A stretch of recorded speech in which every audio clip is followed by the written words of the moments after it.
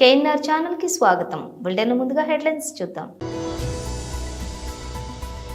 YSRCP employees pensioners wing రాష్ట్ర అధ్యక్షులు Shri Nalamaru Chandrashekar Reddy press meet. Doctor S Prakash Reddy మరియు శ్రీ ఎస్ కుమార్ మరియు శ్రీ కొండేటి శ్రీధర్ మీడియాతో మాట్లాడుతున్నారు.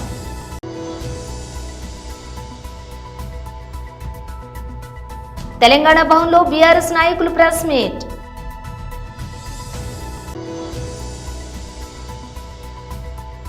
హరిహర వీరమల్లుకు పవన్ డబ్బింగ్ పై మేకర్స్ ఆసక్తికర పోస్ట్. ఇక డీటెయిల్స్ చూస్తే వైఎస్ఆర్సీపీ ఎంప్లాయీస్ పెన్షనర్స్ వింగ్ రాష్ట్ర అధ్యక్షులు శ్రీ నలమారు చంద్రశేఖర్ రెడ్డి ప్రెస్ మీట్. గ్రామ సచివాలయ ఉద్యోగస్తులు ఇప్పటికే P4 అంటూ ఆ P4కు సంబంధించినటువంటి వివరాలు సేకరించడంలోనైతేనేంటి, వివిధ రకాలైనటువంటి వర్క్స్, మిస్సిలేనియస్ వర్క్స్ అన్నీ కూడా ఈ గ్రామ సచివాలయ వ్యవస్థ ఉద్యోగస్తుల మీద పెట్టి వాళ్ళతో పని చేయించుకుంటూ 26వ తారీఖున మీరు రెస్పాండ్ కాలేదు,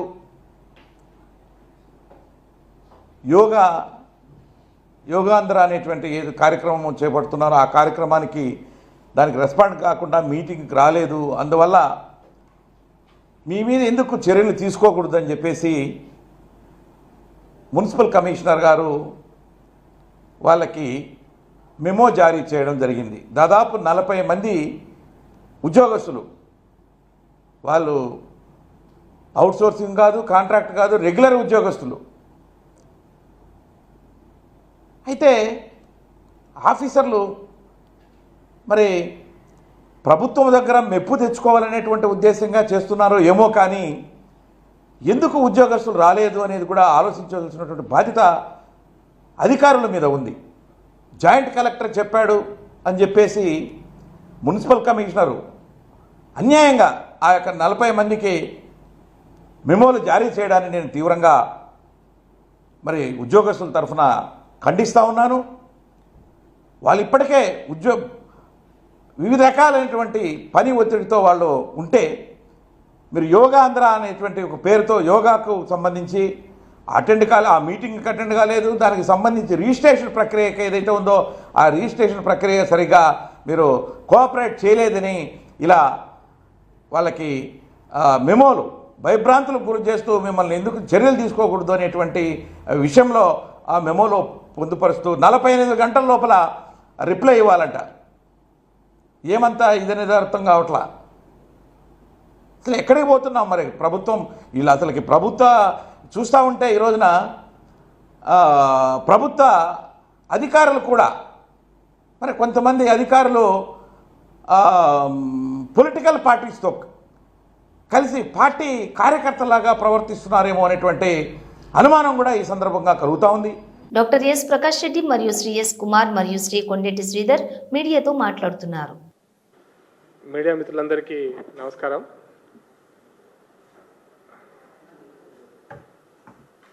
భారత ప్రభుత్వం నిన్నటి రోజు కేంద్ర కేబినెట్ రైతులకు సంబంధించినటువంటి 14 రైతు ఉత్పత్తులకు మినిమం సపోర్ట్ ప్రైస్ 2025-26 కోసం ప్రకటించడం జరిగింది.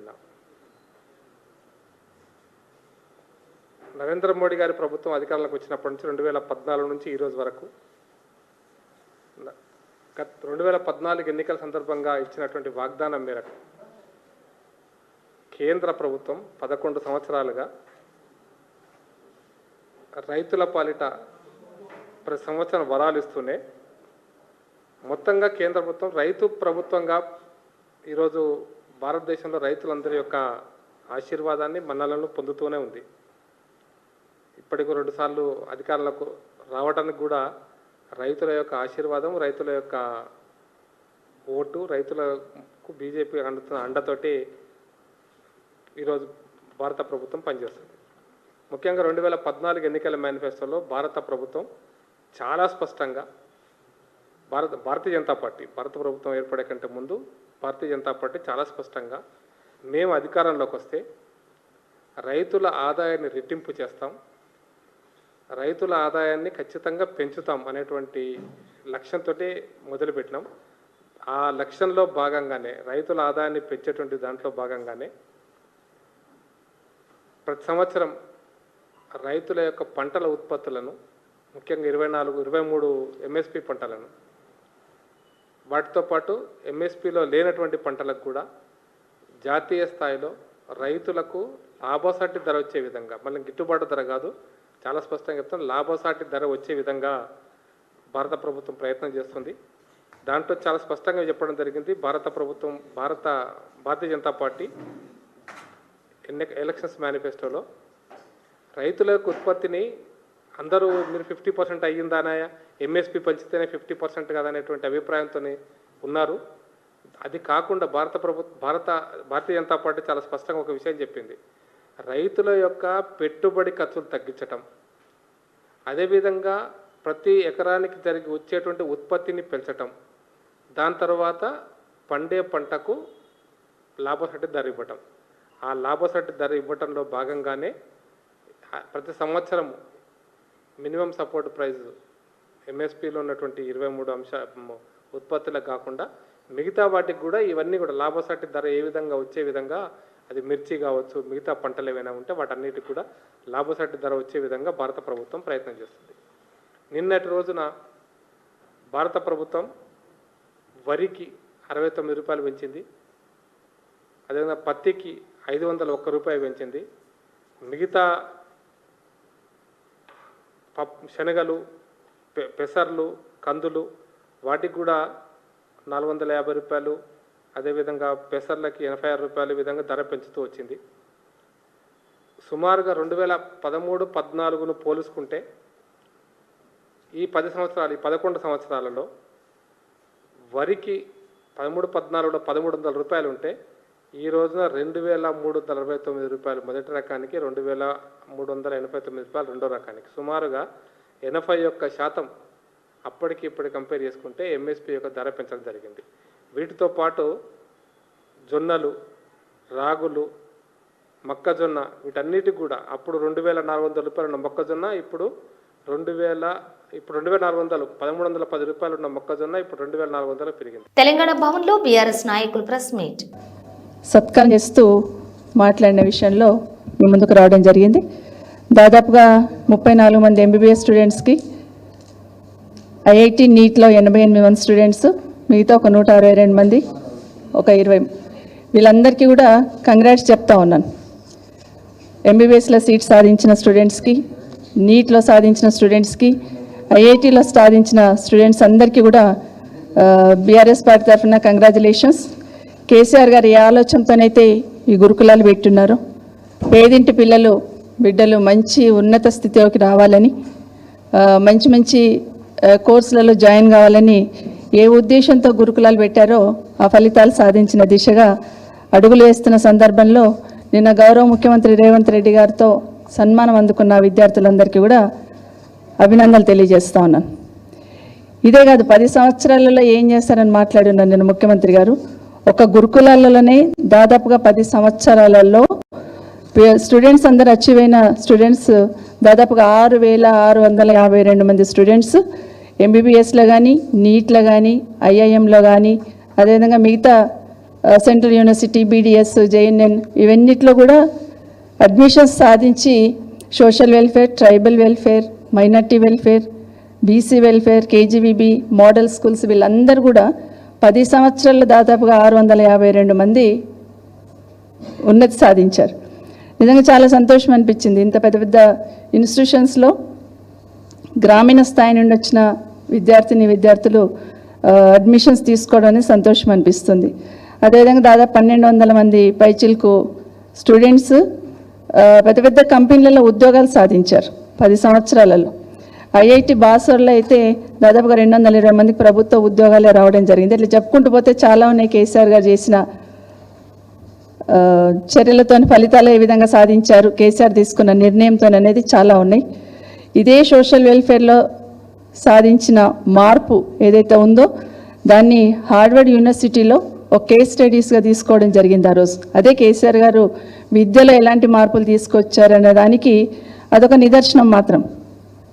అట్లా చూస్తూ ఉంటే ప్రతి దాంట్లో కూడా గురుకులాల ఏర్పాట్లోనే నిన్న గౌరవ ముఖ్యమంత్రి గారు మాట్లాడుతూ ముందు స్టూడెంట్స్ని కూర్చోబెట్టుకొని, అంటే కేసీఆర్ గారు పెట్టిన గురుకులాల స్టూడెంట్స్ని అక్కడ కూర్చోబెట్టుకొని కేసీఆర్ గారు ఏమీ చేయలేదు గత ప్రభుత్వం 10 ఏళ్లలో విద్యకి ఏమీ చేయలేదనే మాట్లాడడం అనేది నిజంగా ముఖ్యమంత్రి గారు ఆయన ప్రశ్నించుకోవాలి. అసలు ముందు కూర్చున్న పిల్లలే కేసీఆర్ గారు తీసుకున్న విద్యలో తీసుకొచ్చిన మార్పుకు నిదర్శనంగా ముందు కూర్చున్న పిల్లలే ఉన్నారు.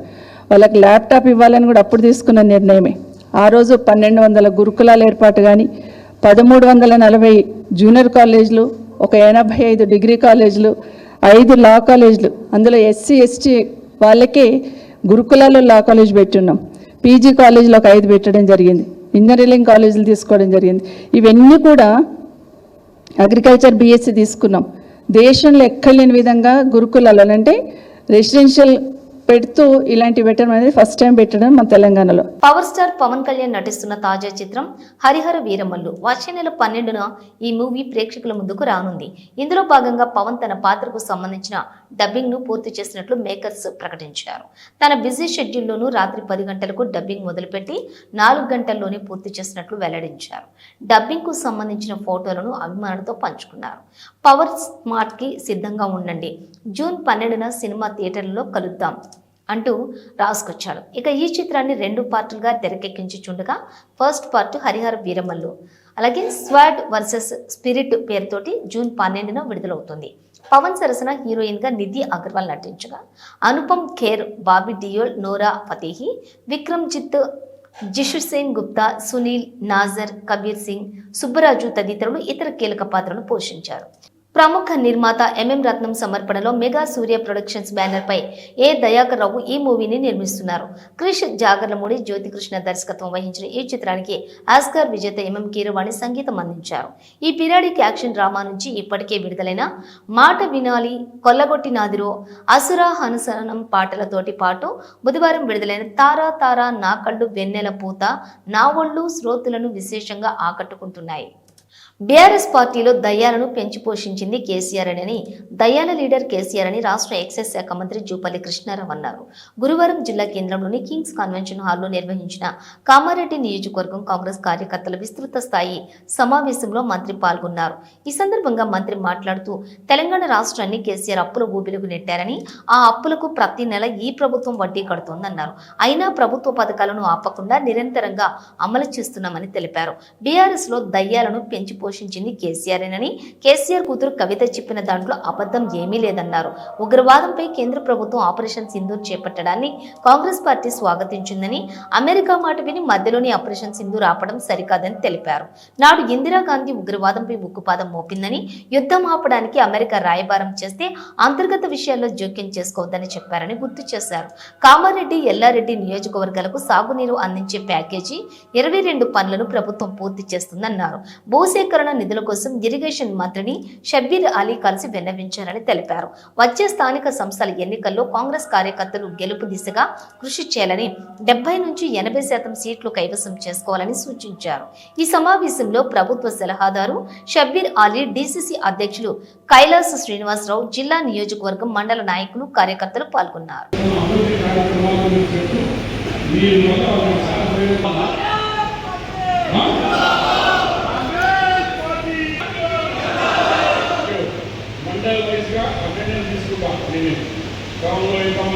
నాకు కూడా తెలిసి మండల ప్రెసిడెంట్ నా ముందర షో చేస్తున్నాడా, నిజంగా మండలంలో ఏమన్నా ఉన్నదా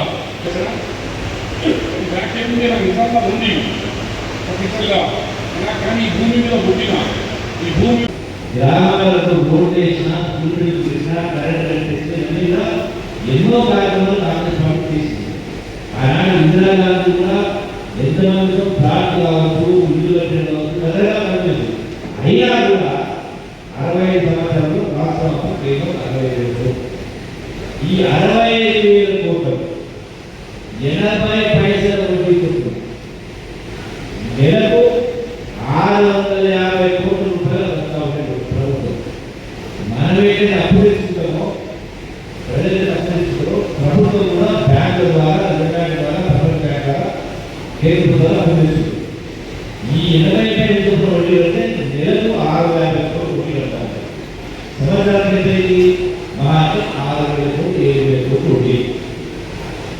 కానీ కేసీఆర్ ముఖ్యమంత్రి 10 సంవత్సరాలు అంటే 21 మంది ముఖ్యమంత్రులు 60 సంవత్సరాల్లో 65 అంటే ఒక్క ముఖ్యమంత్రి కేసీఆర్ 10 సంవత్సరాల కాలంలో చేసిన 8 లక్షల కోట్లు.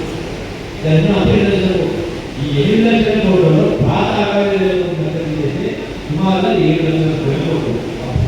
ఈ 7,30,000 కోట్ల రేవంత్ రెడ్డి ప్రభుత్వం విద్యా వ్యవస్థను బలోపేతం చేయడం కొరకే ప్రతిష్టాత్మకంగా ఇండియా పేరుతో ఇంటిగ్రేటెడ్ పాఠశాలలకు పరిగి ప్రాంతానికి నిధులు మంజూరు చేయడం సంతోషకరమని పరిగి ఎమ్మెల్యే రామ్మోహన్ రెడ్డి అన్నారు.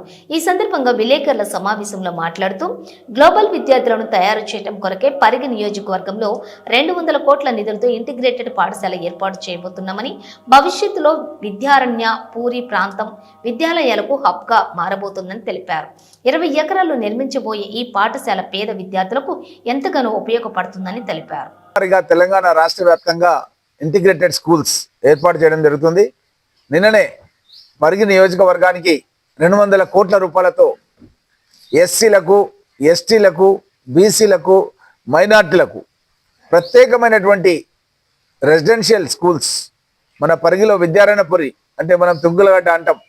అక్కడ మొన్ననే అధికారులను తీసుకొచ్చి మా నాయకులంతా కూడా బడా టౌన్ అధ్యక్షుడు Krishna, market committee chairman Parashuram Reddy, ఇంకా ఇక్కడ మా పిఎస్సిఎస్ చైర్మన్ యాదవ్ గారు, అయ్యూబ్ వైస్ చైర్మన్, ఇక్కడ ఉన్నటువంటి మా రాజు, ఇక్కడ కృష్ణారెడ్డి, మేమందరం కూడా మన సత్యనారాయణ వైస్ చైర్మన్, మేమందరం కూడా కలిసి రామకృష్ణారెడ్డి మేమంతా కూడా ఆ రోజు పోయినాం. అక్కడికి పోయి అక్కడ చూసి వచ్చినాం. సైట్ చాలా బాగుంది సైట్ అని తను గణపతి రెడ్డి గారు ఈ స్కూల్స్ కన్స్ట్రక్షన్ సంబంధించినటువంటి మెయిన్ ఉన్నతాధికారి ఆయననే వచ్చి ఆ స్థలాన్ని చూసి చాలా బాగుంది సైట్, ఇక్కడ అన్ని కూడా ఇన్స్టిట్యూషన్స్ ఉన్నాయి, డిగ్రీ కాలేజ్ ఉంది, జూనియర్ కాలేజ్ ఉంది, ఇక్కడ ఈ యొక్క ఇన్స్టిట్యూషన్స్ చాలా బ్రహ్మాండంగా మనం ఎస్టాబ్లిష్ చేయొచ్చు అన్న మాట ఆయన చెప్పిపోవడం జరిగింది.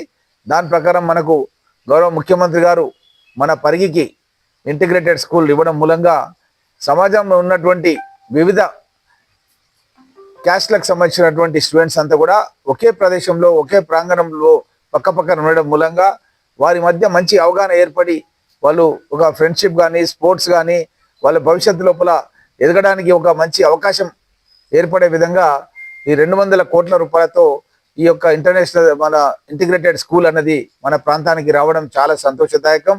గతంలోనే నేను ఈ యొక్క తుంగులగడ్డకు పోవడానికి పరిగి నుంచి ఒక ప్రత్యేకమైనటువంటి బ్రిడ్జ్ను కూడా నిర్మాణం చేయడం జరిగింది. అందుగురించే ఒక 15 గ్రామాల వాళ్ళకు మా అనంతరెడ్డి ఉన్నాడు, మిట్టకూడ నుంచి ఇక్కడనే వీళ్ళందరూ గ్రామాలకు పోవాలంటే చాలా కష్టమవుతుండే అప్పుడు బ్రిడ్జ్ లేకుండే.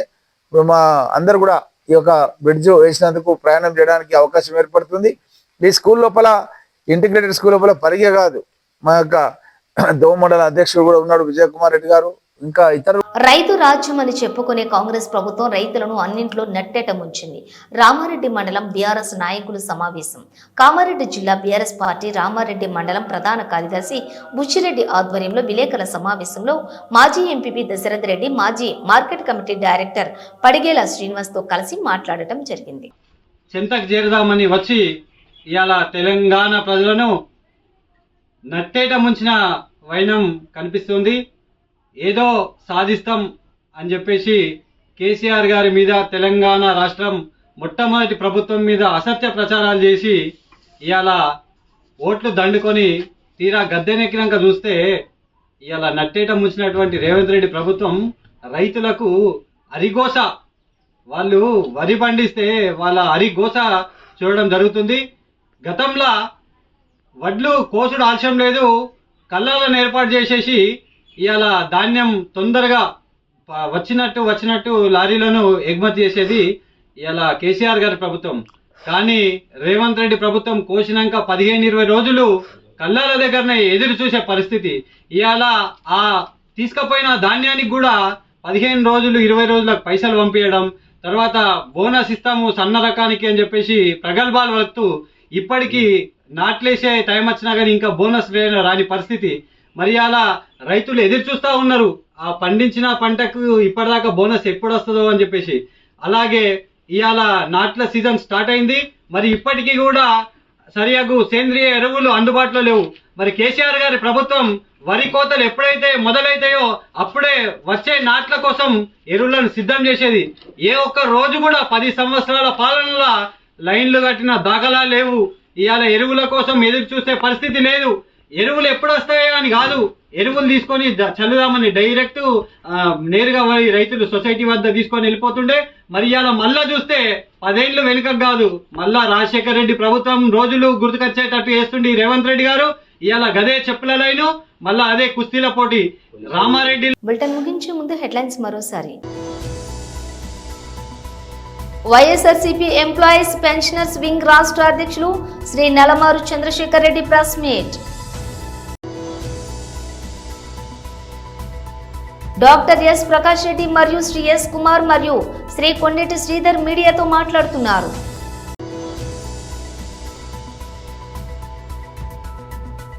తెలంగాణ భవన్లో బీఆర్ఎస్ నాయకులు ప్రెస్ మీట్.